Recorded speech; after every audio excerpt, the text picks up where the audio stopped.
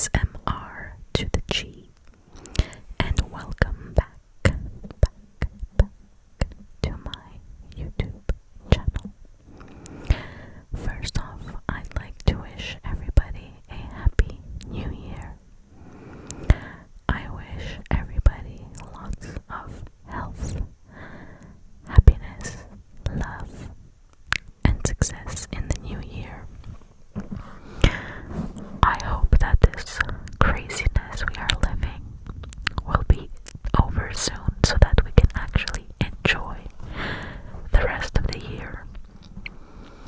Now, let's jump right into today's video. Before I begin, I wanted to share with you that I am a huge fan of the show Friends. I'm sure lots of you are as well. So tonight I thought we would do something fun. So what I found is 40 facts about Friends. And I'm reading this right off of a website called mentalfloss.com. Let's begin.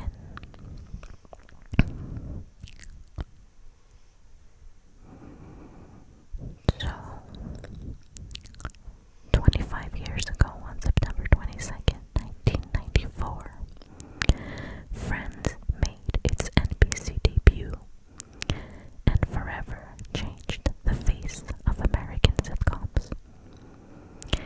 In addition to turning its 6 stars, Jennifer Aniston, Courtney Cox, Lisa Kudrow, Matt LeBlanc, Matthew Perry, and David Schwimmer into household names, and eventually some of the highest paid actors in television history. The series actually helped to get Mental Floss off the ground. More on that later. Here's a look back at the series that is still one of the most streamed shows in Netflix's library. So I just wanted to point out that I was watching the show on Netflix since I got Netflix over the last year or so, and I am in Canada, and they stopped airing it on Netflix as of December 30th. So as of last week, I can no longer stream it on Netflix, and that upset me, but it's okay because I do have the DVDs of the whole series, so at least I still have that. Let's begin with the facts. Number 1. Friends was originally called Insomnia Cafe and a bunch of other things. In the early 1990s, Friends co-creators David Crane and Marta Kaufman wrote a 7-page pitch for a new sitcom titled Insomnia Cafe. In addition to the different title, the plot itself was quite different from what came to be known as Friends. For example, Ross and Rachel weren't the key relationship. Instead, Joey and Monica were supposed to be love interests. After NBC bought the pilot, the title became Friends Like Us. NBC President Warren Littlefield came up with another title that was also considered Across the Hall. By the time they shot it, the title had switched again to 6 of 1. When the show premiered on September 22nd, 1994, they had finally landed on simply Friends. Number 2. The cast could have been completely different. With a cast of 6 people, it's not a surprise that many different actors were considered for each role. For example, Kathy Griffin and Jane Lynch actually became friends after meeting while both were auditioning for the part of Phoebe. Both Jon Favreau and John Cryer were considered for the role of Chandler before it went to Matthew Perry, but Perry almost didn't get the gig either. So Jon Favreau, guys, if you remember, played Monica's boyfriend Peter, and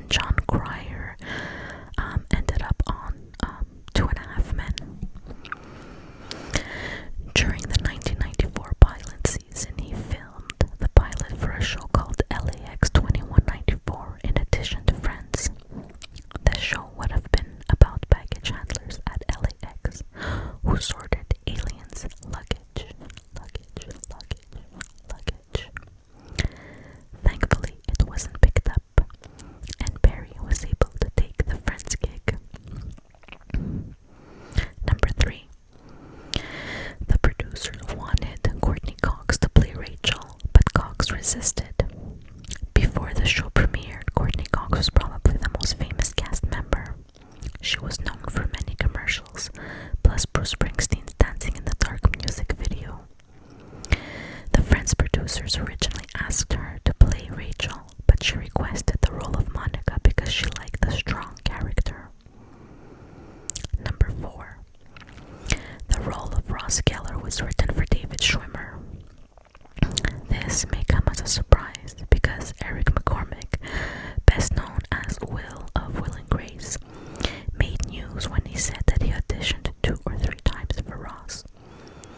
But executive producer Kevin Bright had worked with Schwimmer before, so the writers were already developing Ross's character in Schwimmer's voice. And indeed, Schwimmer was the first person cast on the show. Number 5. The opening credits were not shot in New York.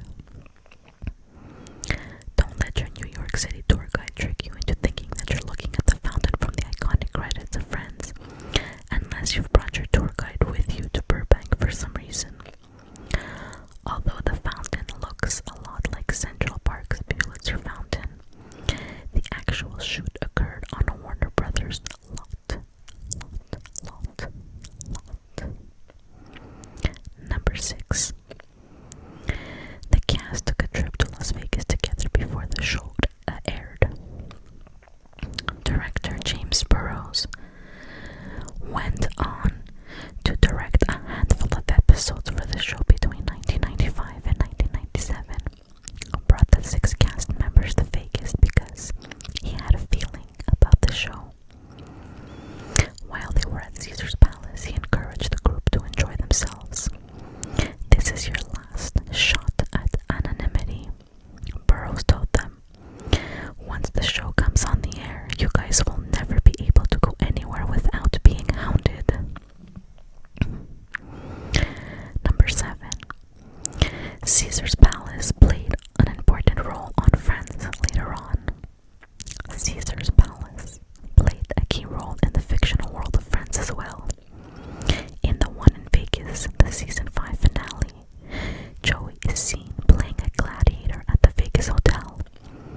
This is, of course, the same episode where Ross and Rachel get married in a drunk stupor and come stumbling out of a Vegas chapel while Monica and Chandler, who are about to get married, look on. Number 8. Monica was an early Mental Floss fan. In the 2003 episode, the one with the soap opera party, Monica is shown casually reading a new magazine called Mental Floss while hanging out at Central Perk. We really owe David Arquette a lifetime of gratitude because he's the one who made it happen. I thought it was so interesting Arquette told Entertainment Weekly at the time, so I gave it to Courtney for the show. Lisa Kudrow didn't know how to play guitar. I didn't like the guitar, Lisa Kudrow admitted about Phoebe Buffay's chosen musical instrument. I wasn't getting it. So I think I even asked, what if she plays the bongos? They ended up bringing a guitar teacher in, but that didn't last long. Kudrow learned a couple of chords, then announced that she was done with the lessons.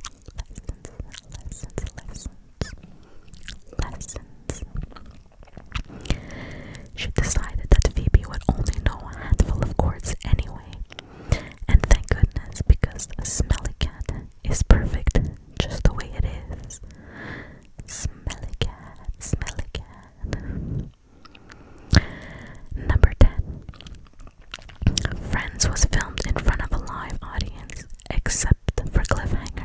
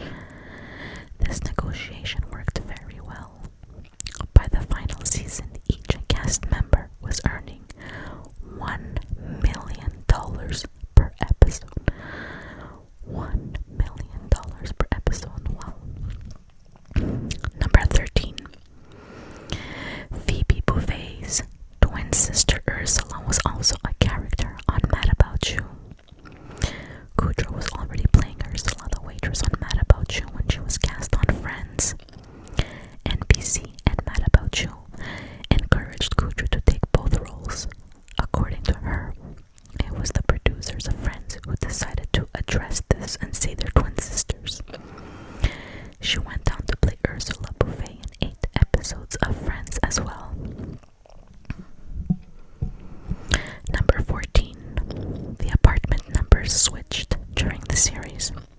I picked up on that. At the beginning of the series, Monica's door had the number 5 on it. The producers later realized that didn't make sense as Monica lived on a higher floor. They changed her apartment number to 20. The number on Chandler's apartment changed as well from 4 to 19. Number 15. There was a connection between Friends and Home Alone.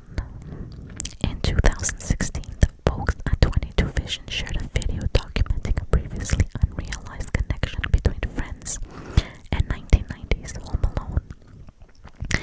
It turns out that Monica and Chandler may have bought the house owned by the McAllisters in the movie. How is that possible? With the help of some Hollywood trickery. Number 16. Goudreau's pregnancy was written into the show, but Cox's was not. Goudreau got pregnant with her son Julian Murray in 1997. Goudreau was dubious about Phoebe getting pregnant too, but the writers decided to have Phoebe act as a surrogate for her brother's triplets. On the other hand, in the final season, Cox was pregnant with her daughter Coco Arquette. This was not written into the show for an obvious reason. The series had already established that Chandler and Monica couldn't have kids, so they hid Cox's pregnancy to the best of their abilities with costumes and props. Number 17. Joey's Magna Doodle art became a job for the crew. Over the years, a few crew members were responsible for drawing on the Magna Doodle on Joey's door, but in the later seasons, it was primarily a job for Paul Swain, who was the best boy on the electric crew. Crew. The Magna Doodle became one of the show's stars. It sat right in the middle of Joey's door, so whenever a character walked through the door, the Magna Doodle was prominently displayed. Fans became obsessed with the drawing Swain set. They were looking for hidden meanings being given through the Magna Doodle. Number 18. Matt LeBlanc took the Magna Doodle. Unsurprisingly, LeBlanc had a soft spot for the Magna Doodle too, and actually took it with him when the series ended. He took the foosball table too. It even found a second life on his short-lived Friends spin-off, Joey. Number 19. The actors didn't always play well with animals. It was widely publicized that Goudreau was afraid of the duck who made an appearance in season 3. Before that, Ross had a pet monkey, Marcel, who was actually played by 2 monkeys, Monkey and Katie. Marcel was written out of the show in season 2 because it became too time-consuming to shoot scenes with a monkey. According to Katie's trainer, Narissa Politzer, Monkey was once supposed to pick up a bra but ended up throwing it at Aniston instead. There's a fun blooper at about the 6:20 mark above, in which Rachel is trying to explain a TV show to Marcel, but it doesn't go so well. Number 20. The cast had a huddle before every episode.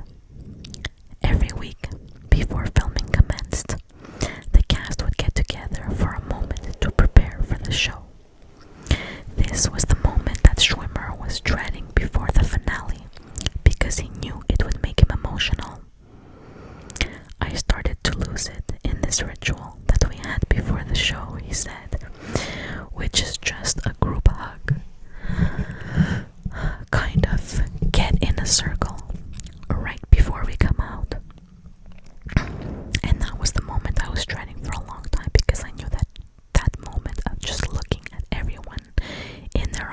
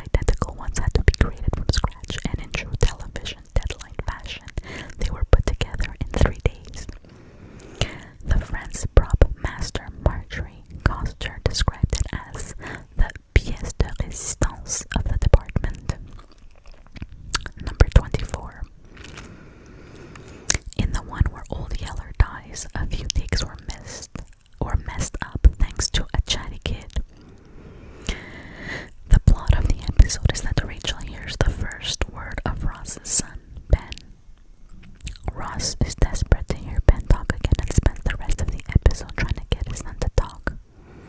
In one scene, Ross says, "It's Ben and his dada. Dada, can you say dada?" He's supposed to be met with silence, but the child actor kept actually responding, dada. You actually see that in the bloopers. Later in the series, Ben was played by Cole Sprouse, who would go on to star with his twin brother in the Disney show The Sweet Life of Zack and Cody. In 2001, 2 of these bloopers were released on Late Night with Conan O'Brien. Number 25. Matthew Perry struggled with addiction during production. In 1997, Perry went to rehab for addiction to prescription drugs and alcohol. He went again in 2001. He later told People magazine, "I was never high at work. I was painfully hungover. Then, eventually, things got so bad I couldn't hide it, and everybody knew." Number 26, Matt LeBlanc. Matt LeBlanc spent several years hiding from his friends' fame. In a 2016 interview with the Mayor, LeBlanc talked about the dark side of fame. "For years and years, I barely left the house. I was burnt out," LeBlanc said. "I wanted to not have a schedule, not be somewhere. I was in a position to do that. My agent was bummed. Most actors call their agents and say what's going on. I'd call mine and say, please lose my number for a few years. It was a very dark time. I almost had a nervous breakdown." Number 27. David Schwimmer had trouble dealing with his immediate fame too.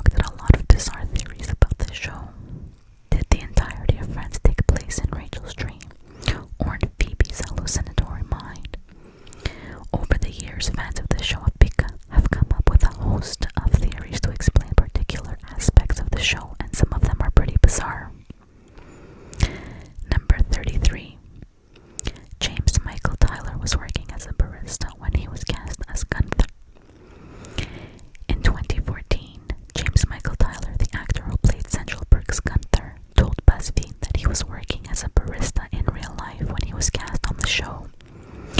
I had a job at a coffee shop called the Bourgeois Pig in Hollywood, which is still around and one of the last independent coffee shops that hasn't been taken over or whatnot. I was one of their first baristas. I think I started there in 1990 or so. Number 34. Gunther's bleached hair was accidental. I had a friend who wanted to be a hairdresser and wanted to practice bleaching someone's hair, so I was offered what hair I had left at the time. Tyler told BuzzFeed, "It came out white, and that was the night before I was called in for the first day of shooting the first season."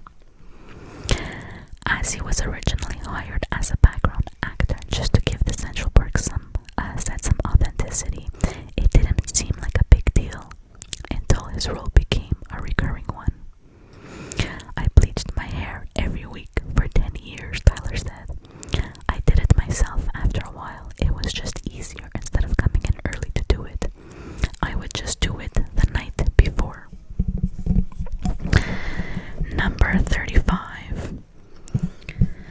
It's one of the most watched shows on Netflix. The holiday armadillo has granted your wish. Friends will still be there for you in the US through 2019. Decades after its premiere, Friends still maintains a massive fan base. In the UK, it's the most streamed series on Netflix, and it holds the number 2 spot in America. Only The Office gets more viewers. In late 2018, when Netflix announced that the series would be leaving the service on January 1st, 2019, fans revolted. A Change.org petition to bring the show back was launched, and Justice for Friends became a trending password. Amazingly, it worked. Hey, maybe we should try that here to get it back in Canada. Number 36. British fans love Ross Geller. In a 2016 survey by Comedy Central, Friends fans in England were asked to vote for their favorite cast member. Schwimmer's Ross Geller came out on top with 25.6% of the vote, just edging out Chandler Bing, who 25.4% named as their favorite friend. 0.2% of a difference. Number 37. None of the actors was a huge fan of the theme song. Though it's impossible to imagine Friends without also envisioning the opening credits, in which the cast play in a fountain and dance along to the Rembrandt's "I'll Be There For You." Apparently no one was a huge fan of the tune. "No one was really a big fan of that theme song," Aniston said while appearing on The One in 2016. She then backtracked a bit. "I don't mean to say that. We felt it was a little, I don't know, dancing in a fountain felt sort of odd, but we did it." Number 38. Aniston probably watches the show as much as you do. While there are a lot of actors who can't bear to watch any of their projects, Aniston isn't one of them, at least not when it comes to Friends. While appearing on The One, Aniston said that she can't resist leaving the show on when it comes on TV. "I can't help it," she said. "First of all, I'm trying to remember which episode it is. Then, half the time I'm saying to myself, I don't remember that. It's just that you can get sucked into the nostalgia of it. Nostalgia of it." Number 39. The identity of Ugly Naked Guy wasn't revealed until 2016. A dozen years after the series finale of Friends aired, intrepid HuffPost reporter Todd Van Lulling finally uncovered the identity of the man who played the Ugly Naked Guy on the show. The character who lived in the apartment across from Monica and Rachel was frequently referenced, but only ever appeared on the show twice, and in neither of those appearances was his face visible. But after a year of research, Van Lulling finally had his answer. Ugly Naked Guy was an extra named John Hogan. Though Van Lulling's account of how he tracked this information down is worth a read.